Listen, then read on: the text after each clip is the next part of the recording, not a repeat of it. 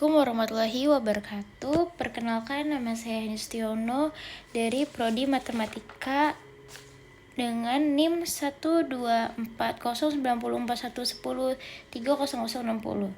Saya di sini ingin menjelaskan tugas yang diberikan oleh dosen saya, yaitu Pak Irfan Septian Musti, MSI.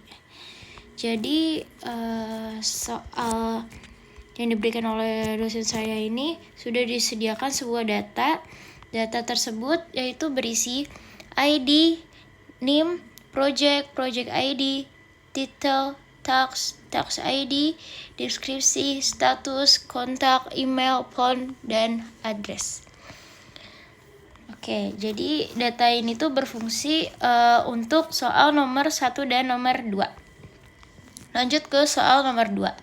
Yaitu diperintahkan untuk mengidentifikasi individu dengan semua proyek selesai dan membuat fungsi bernama find individual with all complete project yang mengembalikan list nama individu yang semua proyeknya sudah selesai. Proyek dianggap selesai jika semua tugas di dalamnya memiliki status komplit.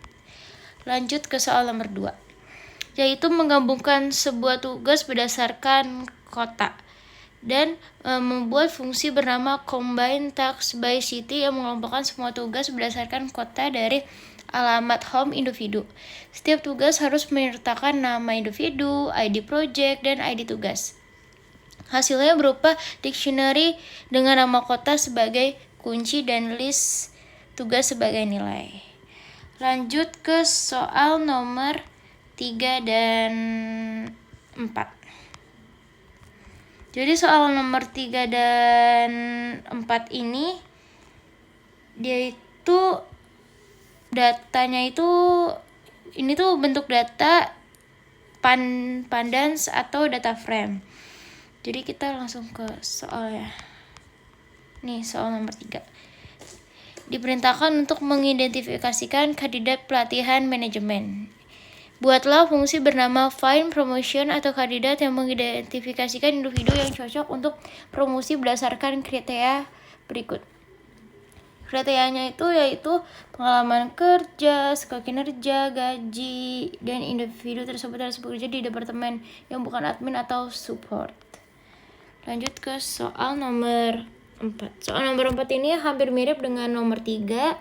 Jadi kita mengidentifikasikan individu ideal untuk promosi dan buatlah fungsi bernama find promosi kandidat yang mengidentifikasikan individu yang cocok untuk promosi berdasarkan kriteria berikut, yaitu ada pengalaman kerja, skor kinerja, status remote worker, dan gaji.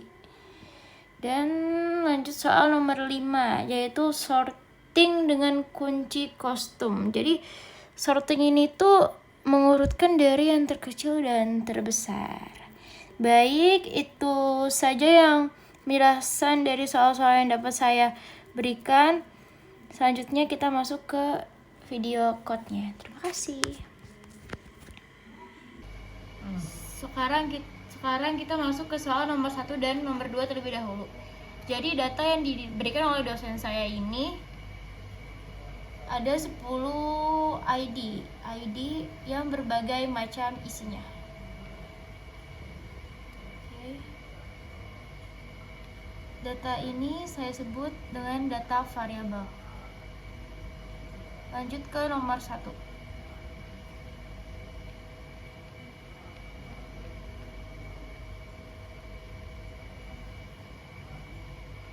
Di sini ada define individual with all complete project. Jadi ini tuh berfungsi untuk mendefinisikan fungsi bernama individual with all complete project yang menerima satu parameter yang bernama data. Lanjut line kedua, complete individuals dengan list kosong. Jadi untuk membuat daftar kosong menggunakan complete individual untuk menyimpan nama individual yang telah menyelesaikan nama projectnya. Lanjut ke line ketiga, yaitu for individual in data. Jadi ini tuh untuk memulai perulangan untuk setiap individual dalam data. Lanjut line keempat, all project complete sama dengan true. Jadi all project complete sama dengan true mengasumsikan bahwa semua project individual telah selesai akan diubah menjadi false, ditemukan tugas yang belum selesai. Lanjut ke for project in individual. Jadi for project in individual yaitu memulai perulangan untuk setiap project individual. Lanjut ke for tasks in project. Jadi yaitu memulai perulangan untuk setiap tugas dalam project. Jadi ini tuh bedanya itu ini tuh individu project, yang ini tuh tugas dalam individu.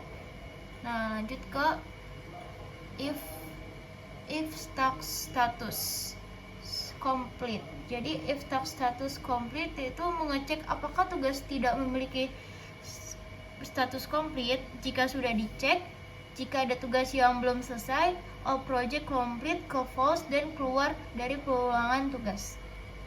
Lanjut ke if not project complete.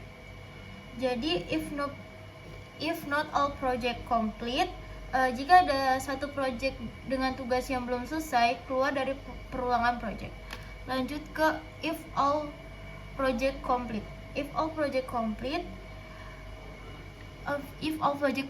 individual append individual name. Jadi if all project complete, jika semua project individual telah ditambahkan, individu selesai, ditambahkan nama individu ke daftar complete individu.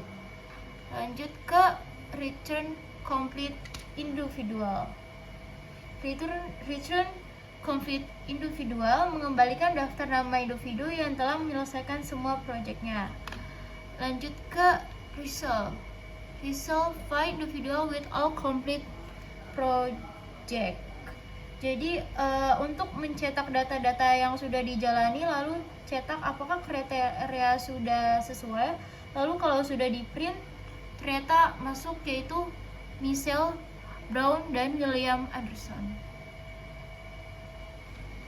Nomor 2 yaitu menggabungkan tugas berdasarkan kota. Di line pertama yaitu menggunakan Dev Combine Task by City, yaitu sama seperti yang tadi, menerima satu parameter yang bernama data berisi daftar individu. Tujuannya adalah mengembalikan dictionary yang mengelompokkan tugas berdasarkan kota individu. Lanjut ke line kedua, Task by City list kosong untuk menyimpan hasil pengelompokan tugas. Lanjut ke for individual in data. Jadi for individual in data melakukan perulangan pada setiap individual dalam data. Setiap individual memiliki informasi kontak, project, dan tugas. Lanjut ke city individual. City individual yaitu kotak address home city untuk mengambil nama kota dari kotak individual. Lanjut ke project in individual. Project ini individual, project memulai interaksi untuk setiap project individu. Lanjut ke for tasks in project. Jadi for tasks in project itu memulai interaksi untuk setiap tugas project. Sama aja kayak yang di atas. Bedanya kalau ini project individu, kalau yang ini tugas dalam project.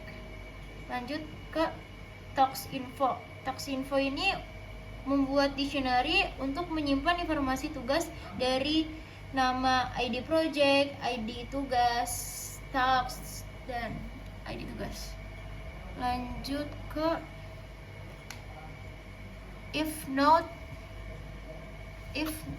if city not in task by city. Jadi di sini tuh untuk mengecek kota dalam task by city. Jika belum tambahkan kota tersebut dengan nilai berupa list kosong. Lanjut ke task by city, yaitu menambahkan task info ke dalam list tugas ke dalam kota tersebut. Lanjut ke return. Jadi return ini return task by city setelah semua individu project dan tugas diproses, berisi tugas-tugas yang dikelompokkan berdasarkan kota.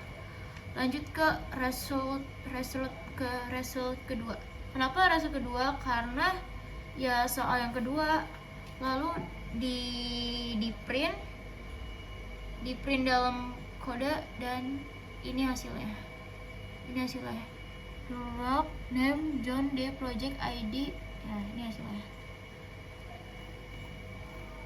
Di bagian kedua ini adalah import pandas. Jadi masukin data soal yang diberikan. Nah, ini tuh data yang soal yang diberikan. Ini adalah data pandas. Ini datanya.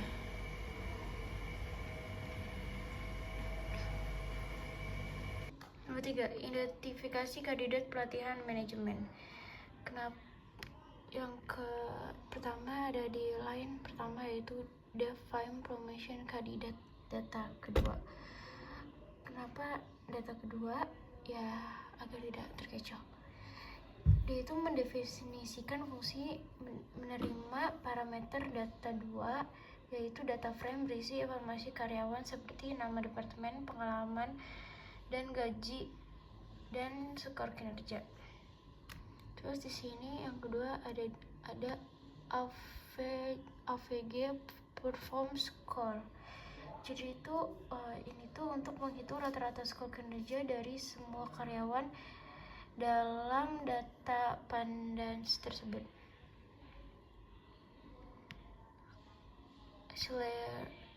Salary, lanjut ke salary quartile. Salary quartile. Salary fungsinya untuk rata-rata digunakan sebagai salah satu kriteria untuk menghitung rata-rata skor kinerja dari semua karyawan di dalam kolom di data pandas tersebut. Di sini salary-nya quartile 0,25. Kenapa 0,25? Karena menghitung kuartil pertama itu 25%. Hanya karyawan dengan gaji yang lebih kecil yang memenuhi syarat promosi. Lanjut ke filter data. Jadi untuk menggunakan operator logis, yaitu untuk menyaring data karyawan berdasarkan kriteria berikut: pengalaman, experience, kurang dari 3 tahun, perform, skor harus kinerjanya di atas rata. Terus salary itu adalah gaji. Itu tuh salary itu bahasa Inggrisnya dari gaji. Dia di bawah kuartal pertama.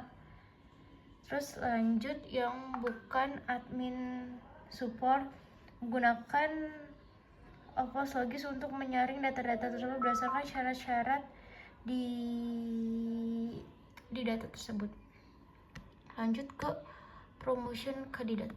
Promotion kandidat itu hasilnya list kosong untuk menyimpan informasi karyawan yang memenuhi syarat promosi. Lanjut ke for index in filter data in row. Jadi ini tuh melakukan interaksi pada setiap baris data frame hasil filter data kedua, indeks. Jadi tuh indeks itu adalah baris, kalau row itu adalah data dari baris tersebut. Jadi indeks itu adalah baris, kalau row itu adalah data dari baris tersebut. Lanjut ke kandidat. Kandidat ini tuh membuat dictionary kandidat untuk menyimpan informasi kandidat seperti ada nama, di sini ada nama, departemen, salary, perform, dan experience, dengan membuat dictionary untuk memenuhi atau tidaknya. Lanjut ke promotion kandidat append. Ini tuh menambahkan salary kandidat ke dalam list promotion kandidat. Lanjut ke return promotion kandidat. Setelah semua kandidat diproses, fungsi mengembalikan daftar promosi kandidat yang berisi informasi kandidat yang memenuhi syarat. Jadi tuh kayak siapa sih yang memenuhi gaji tersebut, apakah ada atau tidak. Nah, terus kita print promotion kandidat. Terus ini kalau kuartil 1 salary. Kenapa kuartil 1? Karena bertujuan untuk menghitung kuartil pertama. Kuartil dari kolom gaji dalam data karyawan. Nah, kuartil ini tuh membantu menganalisis distribusi gaji, terutama untuk memenuhi nilai-nilai gaji yang terendah. Lanjut ke nomor 4. Nomor 4 itu identifikasi individual ideal untuk promosi. Jadi di line pertama ada define promotion candidate data. Ini tuh ya sama, menerima parameter yang berisi data karyawan dalam bentuk frame seperti data pandas. Terus yang kedua, terus di sini ada dev average salary. Data ini tuh mengelompokkan data berdasarkan kolom departemennya. Kayak salary itu menghitung rata-rata gaji, terus hasilnya nanti menjadi serangkai rata-rata gaji untuk setiap departemen. Lanjut kalau filter data. Jadi tuh filter itu kayak ibaratnya kayak saring gitu loh, kayak menyaring. Jadi tuh kita tuh sharing lebih dari 5 tahun, 5 tahun, terus rata-ratanya 85 lebih tidak di remote worker. Terus salary itu gaji lebih rendah dari rata-rata departemen. Terus di sini ada map. Ini map. Nah, map itu untuk memetakan rata-rata gaji departemen setiap karyawan dan membandingkan apakah gaji karyawan lebih rendah dari rata-rata tersebut. Nah, karena dia ini memenuhi, jadi hasilnya list kosong. Lanjut ke nomor 5. Itu dengan kunci kostum yang sudah diberikan oleh Pak Irfan. Jadi di sini ada dev source student order descending. Jadi tuh fungsi source student ini tuh didefinisikan dengan 2 parameter, ada student dan order. Jadi daftar TOEFL yang berisi nama mahasiswa dan nilai mereka. Jadi nilai order itu untuk menentukan urutan default descendingnya gitu. Terus lanjut ke if order. If order tuh jika order adalah descending, fungsi menggunakan sorter untuk mengurutkan daftar student. Jadi tuh yang dari terbesar ke terkecil. Terus K lambda berdasarkan nilai siswa indeks ke-1 dari 12, terus reserve true mengurutkan ke dalam urutan menurun dari nilainya, jadi nilainya turun. Lanjut ke elif order. Elif order itu jika order adalah ascending, fungsi akan mengurutkan student ke dalam urutan menaik dari nilai-nilai ke tertinggi. Nah, ini adalah hasilnya. Descending, Dewi 95, Budi 92, Eka 88, Ali 85, Citra 78, Ascending, Citra 78, Ali 85, dan Eka 88, Budi 92, dan Dewi 95. Terima kasih.